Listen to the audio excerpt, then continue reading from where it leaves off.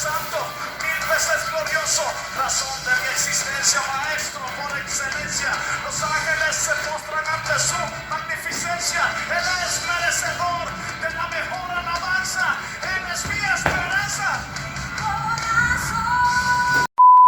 Hola amigos, Dios los bendiga. ¿Están listos para ver la Biblia con ojos científicos? Más vale que estés listo porque hoy sí que vas a ver la Biblia con ojos científicos. Este video me entusiasmó tanto que dejé atrás los videos anteriores porque vi que este video encaja a la perfección con el último video que hice. El video del problema de la cromodinámica cuántica. Si no lo has visto, corre a verlo, te lo dejo por acá.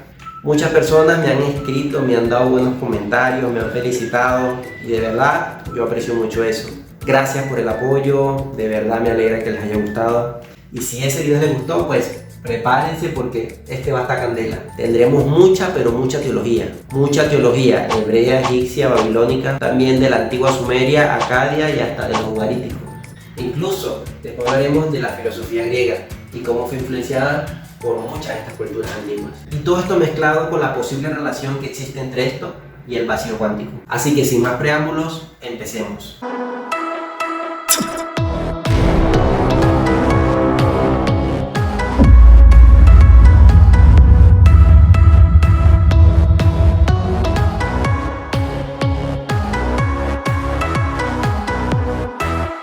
Pues sí, estamos aquí donde hablaremos del libro de Génesis y sus primeros 3 versículos. El Génesis 1.1, Génesis 1.2, Génesis 1.3. Hoy les traigo mucha, pero mucha teología de la buena. Lomo lomito, carne fresca. Directamente de uno de los teólogos más reconocidos en la actualidad por los jóvenes. Y también uno de los teólogos que más ha marcado el siglo XXI. Estamos hablando del Dr. Michael Heiser. Sé que muchos que apenas mencione su nombre van a saber quién es, pero si tú no sabes quién es, déjame hacerte un resumen breve para explicarte quién es. Michael Heiser fue un erudito del Antiguo Testamento. Este hombre contaba con una formación en historia antigua y en lenguas semíticas, con muchos títulos y doctorados en universidades como la Universidad de Pensilvania y la Universidad de Wisconsin. Su currículo es algo bestial.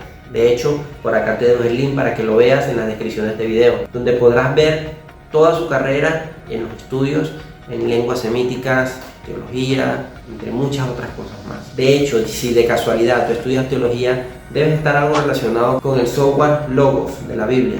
Logos es uno de los principales software para la investigación en los idiomas originales de la Biblia. Pues Heiser era uno de los académicos que revisaba todo este contenido para crear material digital. El material que utilizaban estudiantes o personas independientes que querían aprender algo de teología, siendo este software actualmente uno de los más importantes a nivel mundial. Así que sí, en cierta forma este video es un pequeño homenaje a este hombre de Dios que se dejó usar y que le dedicó prácticamente toda su vida a los estudios de las Escrituras. Este hombre de Dios ha revolucionado la manera de ver la Biblia, sobre todo por su interpretación del Salmo 82, donde él revela la existencia de un concilio divino. Este tema, el concilio divino, es tan interesante que incluso ha hecho ya varios libros acerca de él. Si no lo has visto, te lo recomiendo. Era un hombre que Dios en verdad usaba bastante. Y menciono a este erudito de la palabra es porque he hablado mucho en mi canal acerca de este mar oscuro y vacío del que habla el Génesis 1.2. He demostrado como a lo largo de la historia el mundo científico ha hablado mucho de esto. Hablan que allá afuera no se sabe qué es, pero hay algo muy acuoso. Sí, un fluido acuoso, desordenado, vacío y en caos. De hecho, en este video que está aquí, si no lo has visto lo puedes ir a ver, demostré cómo científicos hablan de que el vacío no está tan vacío como nosotros queríamos. Ya hace 2 años desde que publiqué este video y mostré cómo Newton, Maxwell, Einstein hablaban de este éter. Luego de Dirac, con el mar de Dirac, y otros físicos como Fritz Zwicky, Henry Lorentz y Vera Rubin. Todos dicen lo mismo. Allá afuera hay algo que no entendemos. De hecho, hay otros que intentan relacionar este mar con la materia oscura, pero todavía no es nada certero, aunque pareciera. Así que si no has visto este video, por acá te lo dejo, lo puedes ver, está buenísimo y así vas a entender más de lo que estoy hablando acá. Y pues sí, desde que empecé este video y esta investigación ha traído mucha controversia, tanto a personas científicas como personas de la misma iglesia, hermanos cristianos que me han hecho comentarios, ya que esta deducción a la que yo llegué de que el universo en realidad habría comenzado a existir de este mar oscuro y vacío, siendo inundado por luz, tal y como lo dice el Génesis 1.3, después de que Dios dijo que fuese la luz, y que por esto proponía que el Génesis tenía que haber empezado en el Génesis 1.3 y no en el Génesis 1.1 como te han enseñado en tu iglesia. A mucho esta deducción a la que llegué de que el universo empezó antes de un mar acuoso, oscuro y vacío que terminó siendo inundado por la luz cuando Dios dijo sea la luz en el Génesis 1.3, y es porque es al mismo tiempo lo que es más compatible con la física.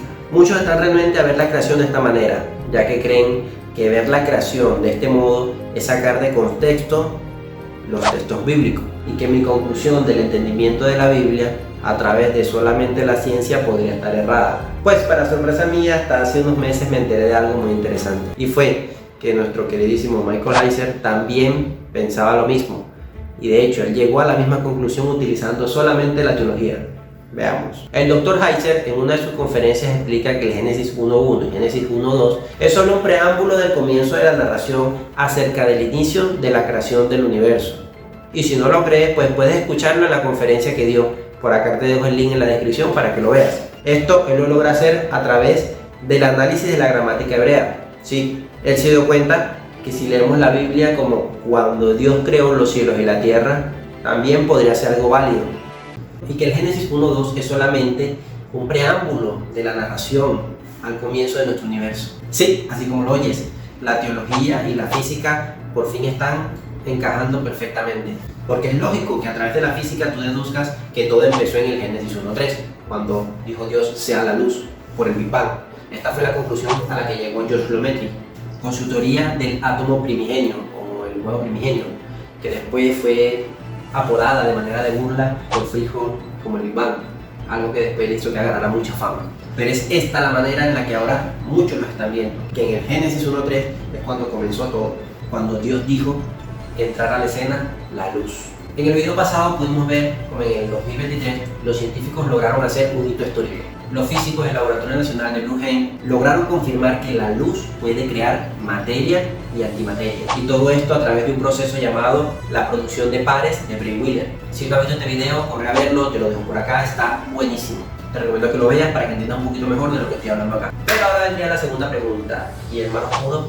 Este mar oscuro, acuoso, desordenado, en caos, también estará respaldado por teólogos en estudios en teología y doctorados en lenguas semíticas? Pues para mi sorpresa, sí lo está. Sí, así como lo oyes.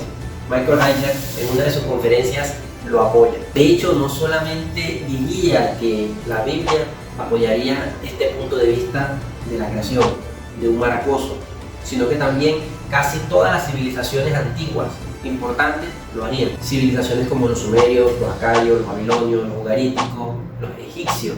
E incluso ya hay un libro que habla de que mucha de esta forma de pensar influyó a la antigua Grecia, a los griegos. De hecho, cada vez más surge más la teoría de que muchas de las historias de las civilizaciones antiguas nacieron o tienen raíces del Antiguo Oriente. Pues sí, señores, ya no solamente es Steve Boy, quien también es un especialista del Antiguo Testamento con doctorados en lenguas semíticas, el que empezaba esto, de que interpretar el universo al inicio como una tierra estaría un poquito mal, sino como una bola de agua acuosa y sin forma. Y Heiser, sin darse cuenta, en muchas de sus conferencias también estaba insinuando lo mismo. Steve Boy habla de que la palabra tierra en hebreo es una palabra que le hemos asumido nosotros, pero que también se puede asumir como universo. Esto debido a que en el antiguo hebreo la palabra universo no existía. De hecho, la palabra que aparece es la palabra erex, y esta palabra fácilmente podría significar, de acuerdo al contexto, varias cosas. Cosas como por ejemplo campo, comarca, costa, ladera, mundo, nación, país, polvo, provincia, región, suelo, terreno, territorio, tierra o universo. Todo según lo que indique el contexto. En el Génesis 1, pues por supuesto estamos hablando de la creación de todo, o sea, el universo. Así que esta manera de ver es válida. Pues sí, como lo oyes. Y lo más sorprendente es que al parecer todas las culturas antiguas hablaban de esto, de un mar desordenado, oscuro, vacío, en caos, en donde todo nacía, incluso sus mismos dioses. Lo primero que debes saber es que según los registros teológicos, esta historia del mar oscuro, vacío, caos, desordenado, del que se habla en la Biblia, es mucho más antigua de lo que muchos creen. Muchos estudiosos, teólogos incluso hablan que casi con certeza esta historia era escrita o contada por Adán, también por Noé y por sus hijos, hasta llegar después al patriarca Abraham. O sea, es una historia que va más allá del diluvio universal, y fue después, posteriormente, cuando fueron recaudados y escritos por Moisés. Sí, fue después del diluvio cuando Sem, Cam y Jafet pudieron haber aprendido esta historia de su padre Noé o ya la sabían. Debido a que antes del diluvio se sabe que hubieron civilizaciones. Cada vez más personas hablan de que estas civilizaciones eran más modernas de lo que muchos creen, por el tema de los nefilim, los gigantes y todo este tipo de cosas que aparecen en la Biblia. Algunos relacionan estas civilizaciones con el Atlántida, Mu y otras ciudades inundadas bajo el mar, pero todavía nada de esto es certero. Habrá que esperar a ver si el tiempo da la razón a esto, si estas civilizaciones en verdad existieron y si son en específico las civilizaciones que menciona la Biblia, civilizaciones nefilitas, tal como es el libro del Génesis y el libro de Job. Así que sí, la primera civilización según la Biblia fue Sinar o Shinar, o como se escribe también, Sumer. Sí, esta es la región de la antigua Mesopotamia, Sumeria.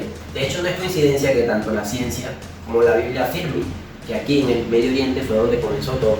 De hecho, según expertos como el doctor Don Petrovich, quien es uno de los arqueólogos más famosos en el área por sus numerosas expediciones en el Medio Oriente, ha participado prácticamente en todas las excavaciones más importantes que hay en esta zona. De hecho, el doctor Petrovich ha sorprendido al mundo entero con su descubrimiento del 2014, donde conecta la escritura alfabética más antigua del mundo con la escritura nacional inicial de los israelitas, el hebreo antiguo. Pues sí, el hebreo, según nuevos hallazgos arqueológicos, podría ser el idioma más antiguo del mundo. Sí, el hebreo, una locura, ¿no? De hecho, este tema voy a hacer un video muy pronto, ya que he tenido conversaciones, incluso debates, donde me he dado cuenta que muchas personas no tienen conocimiento de estos nuevos hallazgos científicos. Así que dije, bueno, no hagamos un video de los primeros 3 versículos del libro del Génesis. De aquí en adelante mi canal se va a encargar de hacer una secuencia desde el Génesis 1 hasta el final del Génesis. Vamos a hablar de todo el Génesis. Así que si quieres saber de esto, dale like, suscríbete, porque aquí vas a aprender bastante. Libera tu mente. Pero volviendo al tema, el doctor Don Petrovich afirma que tal cual como dice el Génesis 9, la familia de Noé se estableció en alguna parte de las montañas del noroeste de Mesopotamia. Luego de aquí, estas poblaciones se empezaron a esparcir por todo el Medio Oriente, hasta que llegó un grupo de personas que no quiso expandirse más. Y fue donde llegaron a una parte o a una región originada o conocida como Babel. Esto se sabe porque según los hallazgos arqueológicos no hubo solamente una ciudad llamada Babel, hubo entre 7 a 8 ciudades que se llamaban Babel. Y aquí fue donde el doctor Don Petrovich empezó a investigar, a excavar y descubrió una de estas ciudades que cumple con las características de la historia de la Biblia. Y esta se ubicaría en la zona de Eridú, al suroeste de la antigua Mesopotamia. Petrovich descubrió restos arqueológicos que certifican y demuestran que en esta zona de Eridú fue a donde aconteció la historia bíblica. Y no solo eso, sino que por los restos arqueológicos encontrados se puede evidenciar esto, que hubo un problema grave en esta zona por problemas de comunicación. Fue donde se confundieron todos los idiomas. Petrovich habla que se empezaron a crear comunidades que vivían en las mismas zonas, pero al mismo tiempo separadas. Y esto al parecer demuestra que era por su dialecto, por su manera de hablar. Así que si tenías dudas de que la Torre de Babel no existía, pues te recomiendo que empieces a replantearte tu manera de pensar. Quédate con nosotros, suscríbete en el canal porque más adelante voy a hacer un video dedicado solamente a los estudios de este científico o arqueólogo, que en verdad fascina. Así que sí, esto demuestra que una vez que la humanidad fue confundida con sus distintos dialectos, ya las historias estaban sembradas en ellos, ya la conocían, ya creían lo mismo. Y con el tiempo estas personas siguieron contándole esta manera en la que el mundo fue creado, a partir de un mar en caos oscuro y vacío, a toda su descendencia, a sus hijos, a sus nietos y así sucesivamente. Todo según su idioma y muchas veces también según su Elohim, según su Dios, ya que muchas de estas tribus eran idólatras, habían dejado de seguir al Dios único de la creación.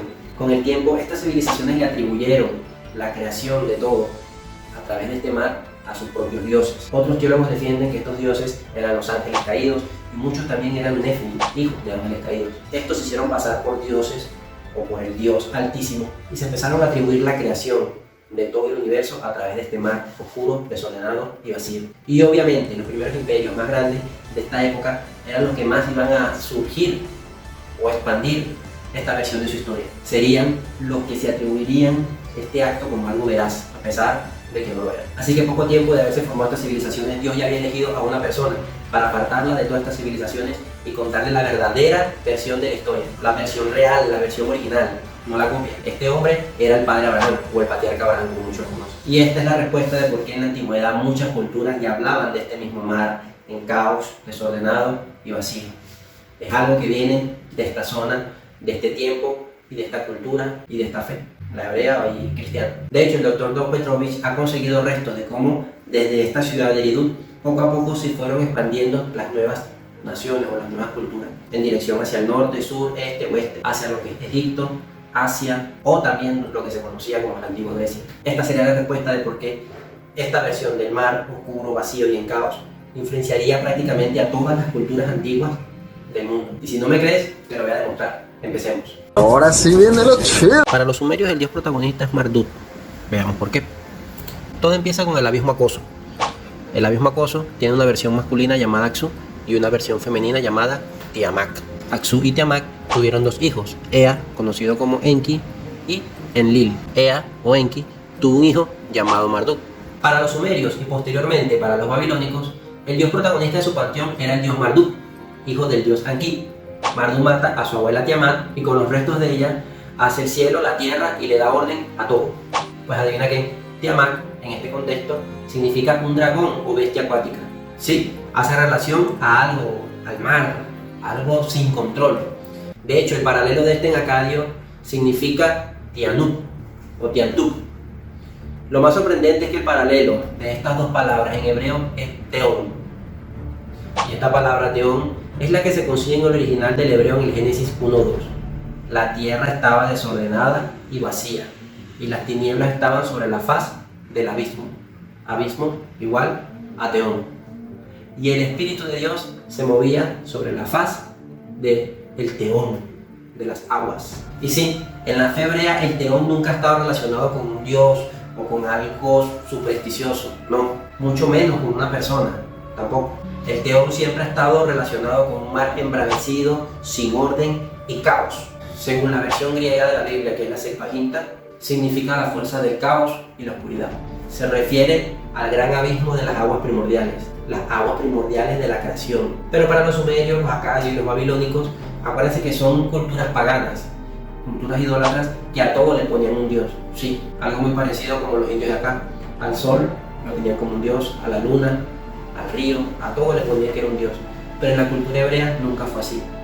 Era más relacionado como con un fenómeno o algo que estaba allí, algo material, si se le puede decir materia a eso. Esto concuerda a la perfección con los estudios más recientes que fueron en África, que revelan que las primeras comunidades tenían un concepto de un solo dios, o sea, eran monoteístas. A medida que fue avanzando la civilización, empieza a surgir el enoteísmo y luego el politeísmo. Si no lo sabes, el enoteísmo se refiere al culto a un dios único y dominante, sin negar la existencia de posibles dioses o deidades inferiores.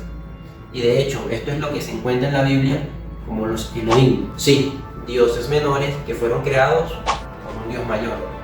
De hecho, bíblicamente lo que nosotros conocemos como los ángeles. Y es en este periodo donde el enoteísmo empieza a surgir con Abraham, que decidió no dejarse llevar por el politeísmo y quedarse con un enoteísmo, un dios único creador de todo, incluso hasta de los otros dioses. De hecho, debido a esto, ya muchos eruditos en el tema ya no se atreven a decir que la Biblia proviene de material mesopotámico, ya que cada vez parece que es al revés. Pero sigamos, ya que poco tiempo después se estableció otra civilización. Estos son los ugaríticos. Y si tú eres de los que cree que solamente el libro del Génesis habla de la creación del mundo, pues estás equivocado. Te voy a demostrar por qué. Los ugaríticos están ubicados en lo que es la antigua Siria. Los ugaríticos tenían un culto al dios Baal. Ellos fueron los vecinos de Israel. Así que si ya sabes, esta rivalidad que había entre ellos eran con los ugaríticos.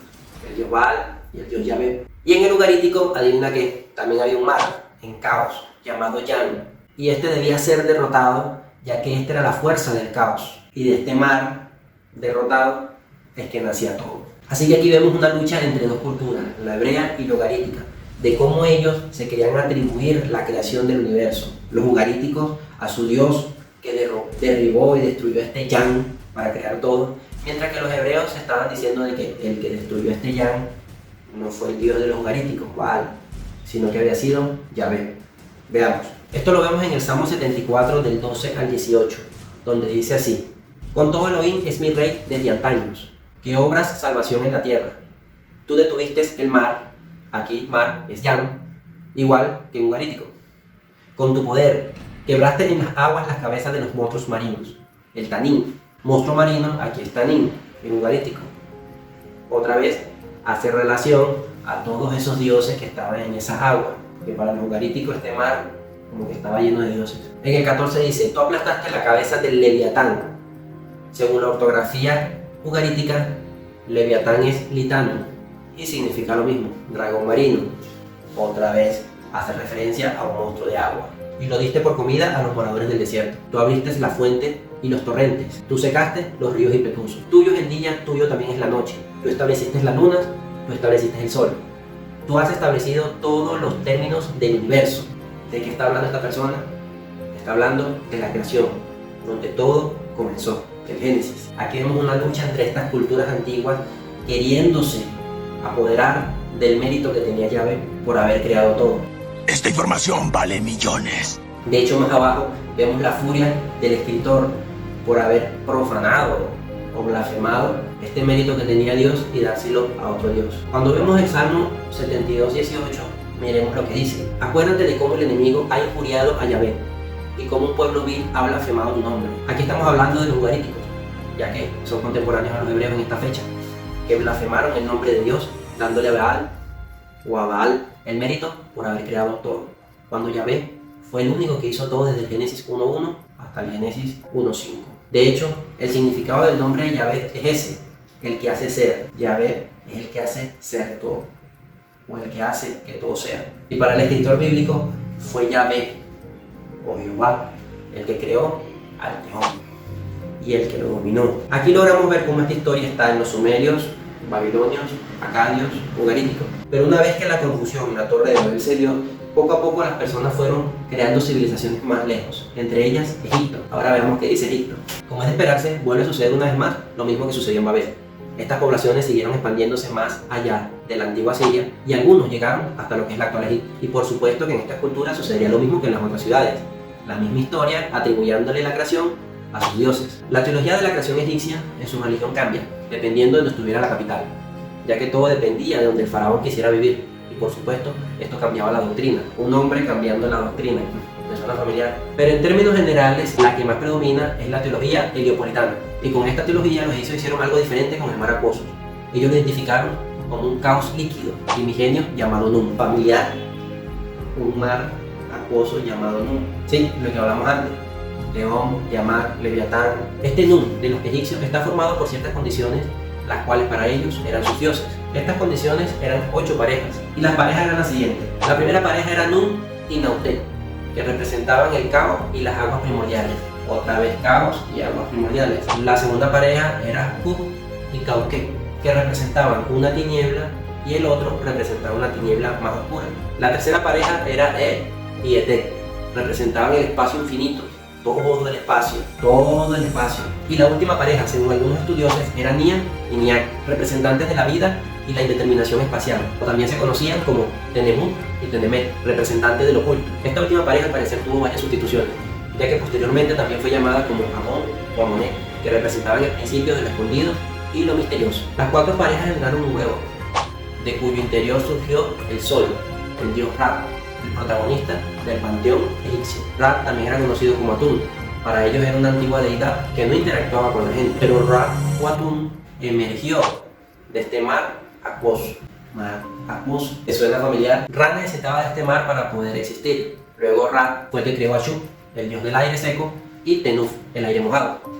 Shub y Tenuf se unieron para crear a Heb, el dios de la tierra, y Nut, el dios del cielo. Kub y Net se juntaron y tienen 4 hijos, que es Osiris, que hereda el señorío de Get, Isis, la hermana y esposa de Osiris, Nenfi, pareja de Set, Set, pareja de Nenfi, Horus, hijos de Isis, y es el que actualmente se conoce como la reencarnación de todos los faraones. Estos son los 9 de la añada de los 9. Pero si lo ven, todo inició en un mar acuoso, en caos, vacío. Y lo más emocionante es que entre los estudiosos ya se habla de que esto después siguió expandiéndose cada vez más hasta llegar a la región de Turquía, donde se fundó la antigua Grecia. Esto es algo que ya se sospechaba. Desde la disputa desarrollada desde el Prolegómenos Homero en 1799 de Franz August Wolff, fue el primero que empezó a relacionar la cultura griega con el antiguo Medio Oriente. Luego otros empezaron a pensar en lo mismo, hasta que llegó en 1964 cuando el filólogo Petriconi ponía en relieve la siguiente oración. Escribir sobre la literatura griega sin saber nada del Oriente Próximo se ha vuelto tan imposible como estudiar la literatura romana sin conocer la griega. Esta nueva hipótesis empezó a sonar tanto en la mente de los investigadores que no se aguantaron y empezaron a investigar a Homero, el padre de los europeos, que al final parece que terminó siendo oriental, ya que se sabe que Homero conocía los textos orientales. Entonces, ¿de dónde y cómo Homero, el padre de los griegos, conocía los textos orientales? Por el momento, Raoul Strauss da la respuesta más inédita y radical a esta pregunta. Es el único que sitúa la guerra de Troya en Cilicia, entre Asiria y Grecia, y considera a Homero un greco-asirio. Sí, tenía orígenes orientales. También otros estudiosos, como Luciano Samotara, presentó una historia en donde Homero hablaba de sí mismo como un babilonio, y otros, como Walter Burger, imagina a Homero como un poeta que ha amasado su saber de la escuela aramea. Pues sí, para este entonces se descubrió que la obra más famosa de Homero, la Ilíada, había ciertos párrafos que prácticamente lo que hizo fue copiar y pegar de varias obras del Medio Oriente. Y así esto fue avanzando hasta que a finales de este mismo siglo, Martin Weiss quitó toda duda, sacando un libro conocido como La cara oriental del Helicón. Con este nuevo libro, Martin Weiss superó con creces los estudios anteriores en cuanto a demostrar estos vínculos con la documentación masiva y detallada, demostrando que son mucho más fundamentales y generalizados de lo que se reconocía hasta ahora. Sus estudios abarcan desde Hesiodo, la epopeya homérica, los poetas líricos y Esquilo, y concluye con el esclarecimiento análisis de las posibles vías de transiciones entre el Oriente y Grecia. Weiss cree que ha llegado una época en que los helenistas ya no podrán ignorar la literatura oriental próxima, así como los latinistas no pueden ignorar la literatura griega. Si hay alguien que me quiera patrocinar este libro, de verdad se lo agradezco. Como podrán ver, es un libro que es muy costoso, pero se ve que vale la pena leer. Así que sí, es posible que esta historia del mar acuoso también haya llegado allá, a los antiguos griegos, ya que ellos también pensaban que el origen de todo, la esencia, estaba en un agua llamada el Argelia. Sí, un mar que tenía vida y que en él vivían muchos dioses. ¿Te suena conocido? Hasta ahora se cree que uno de los primeros de hablar de este mar fue Tales de Mileto, el que se considera uno de los primeros filósofos. Y poco tiempo después, otro filósofo decidió profundizar en esta teoría de este mar, dándole una interpretación más profunda.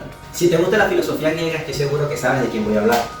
Sí, estoy hablando de Anaximandro y de su famoso Apeirón. Y aunque en este caso muchos dicen que el Apeirón de Anaximandro nació del Arget de Tales, se sospecha que este pensamiento de un mar acuoso y un fluido al final nace del Antiguo Oriente. Esto por la relación que se ha empezado a tener entre la antigua Grecia y el Antiguo Oriente. Pero sí, otra vez lo mismo, este mar acuoso en caos, solamente que esta vez en vez de ser los dioses dentro de esta agua o que dentro de ella salen los dioses, esta vez le dieron un toque más científico a su interpretación. De hecho, su interpretación esta vez es un poco más hebrea, ¿sí? La interpretación del Apeirón es casi exacta a la interpretación del Tejón, según los hebreos. Se diferencian en algunas cosas, pero en esencia es muy parecida. Esta información vale millones. No es de extrañar que este Apeirón y la manera en la que se propuso llamar y cautivar la atención de los físicos en la actualidad, porque esta es la manera en la que en el vacío cuántico surgen las partículas de materia y antimateria, muy parecidas a lo que se describe en el Apeirón según los griegos. Pero malas noticias, este pensamiento de un fluido donde nace todo no nace en Grecia, nace en el Antiguo Oriente, y para ser en específico, según los resultados que están dando los análisis arqueológicos, todo al parecer sí nace del antiguo hebreo. Si no crees que es hebreo, entonces espérate, porque dentro de poco voy a hacer un video en donde voy a explicar esto, del por qué pareciera que todo nace de los hebreos. Así que dale like y suscríbete, porque no monto videos muy seguidos, entonces me tardo cierto tiempo en subir un nuevo video. Pero sí, esta es una historia peridiluviana que se ha pasado a través de generaciones hasta llegar al Antiguo Oriente y luego esparcirse por muchas culturas.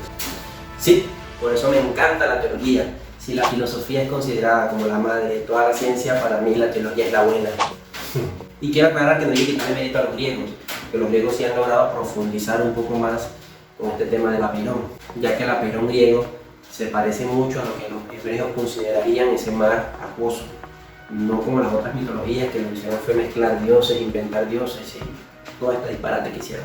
Pues sí, mis hermanos, como vieron en mis videos anteriores, muchos físicos lo aceptan. El mayor problema en la actualidad de la física es que no saben qué es el vacío.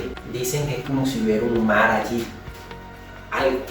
Vacío cuántico, mar de Dirac, éter, Apeirón, Arge, el Yan, Tiamat, Leviatán o Tejón, como lo conocían los antiguos hebreos.